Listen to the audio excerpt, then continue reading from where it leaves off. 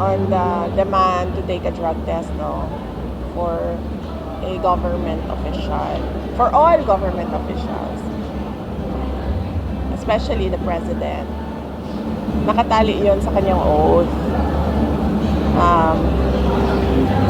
When he took the oath as president, he said there that I consecrate myself to the service of the nation. So, ibig sabihin nun, ibinibigay niya yung buhay niya sa bayan. So, ibig sabihin nun, ang nagmamay-ari ng buhay niya ngayon ay ang taong bayan. So, kapag sinabi ng taong bayan na gusto namin mag-drug test ka, hindi ka pwedeng humindi. As president, as vice president, hindi ka pwedeng humindi. Kasi that is a question on your competency to lead.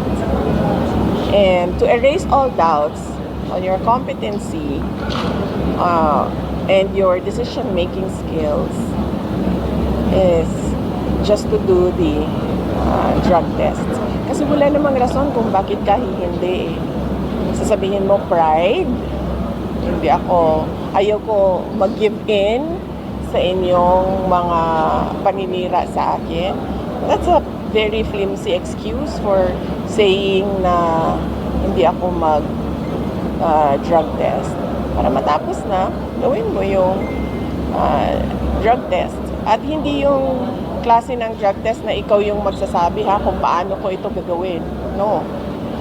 This is a drug test na invested ang public.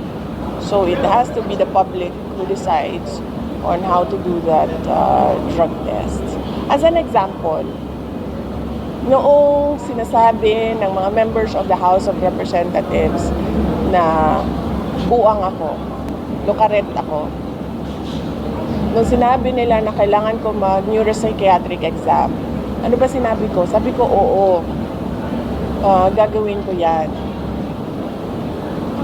Tapos nung sinabi ko, oo, gagawin ko yan, wala na silang sagot, diba? Tumahimik na sila. So I was waiting for them to set up the House of Representatives for me to take that neuropsychiatric exam para masagot na. Huwag siya mag-alala. Huwag siya matakot. Sasamahan ko siya. I'm sure sasamahan siya ni Senator Amy. Magpapadrug test din yon. Huwag siyang matakot kasi para sa bayan naman yun eh.